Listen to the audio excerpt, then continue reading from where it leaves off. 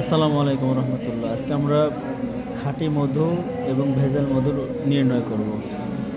আমাদের কাছে 4 প্রকার মধু রয়েছে, 4 ধরনের। এখন এটার সাথে আমরা প্রথম দেখছি যে কী দিকে অবস্থা। যদি এর সাথে পানি মিশে যায় তাহলে মনে করতে হবে এটা ভেজাল মধু, আর যদি না মিশে তাহলে মনে করতে হবে খাঁটি 1 নম্বর মধু। এখন দেখেন খেয়াল করে পানি মিশে কিনা। পানি কিন্তু এক সাইডে রয়েছে এবং পানি গড়ে পড়তেছে, দেখতে দেখতে মিশতেছে না।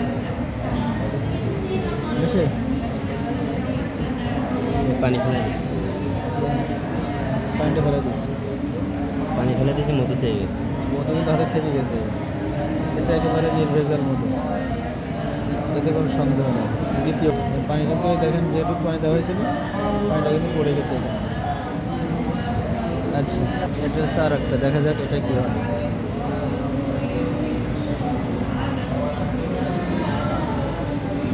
মধু দিলাম,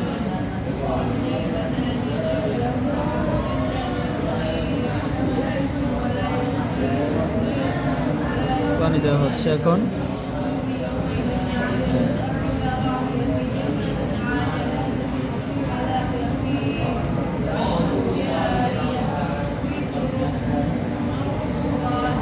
দেখেন এটা কিন্তু কিছুটা মিশে যাচ্ছে। যে পর্যন্ত মিশবে, যেভাবে মিশবে তাহলে মনে করতে হবে সেই পরিমাণে আপনার ভেজাল রয়েছে এর ভিতরে। দেখেন পানিটা আমরা ফেলা দিচ্ছে না। মধু কিন্তু হালকা কিছুটা মধু আছে, কিছুটা মধ্যখানে রয়েছে, তাহলে তো কিছুটা ভেজাল আছে। নেক্সট দূর হয়ে গেল ওইটা।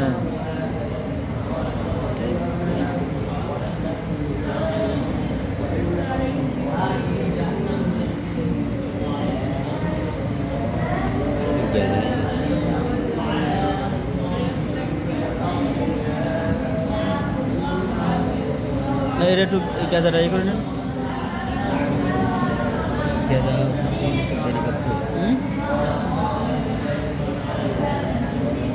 এইখানে আসা দেন, পানি দেন।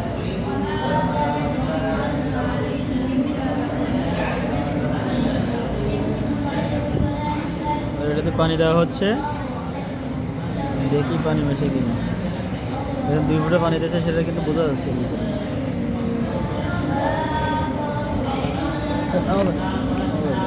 পড়ছে মাঝখানে দেন।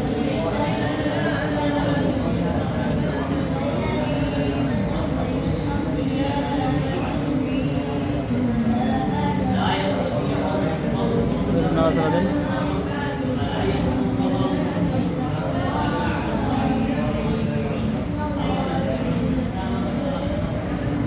এই নাড়াচাড়া করার ফলে পানি অ্যাডজাস্ট হয়ে যাবে। যদি অ্যাডজাস্ট হয় তাহলে মনে করতে হবে এর ভিতরে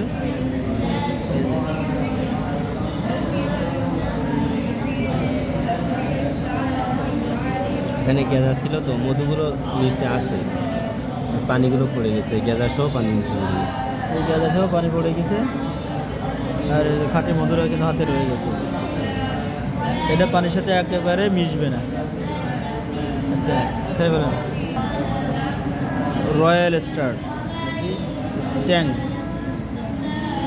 এখন আমরা এটা চেকিং দেব, দেখি এর ভিতরে কেমন নির্ভেজাল নাকি ভেজাল মধু আছে।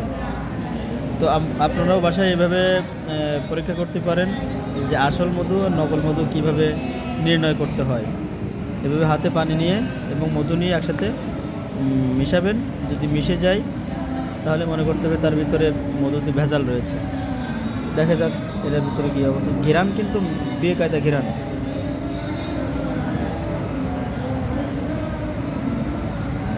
দেখেন এর ভিতরে পানি দেওয়া হচ্ছে।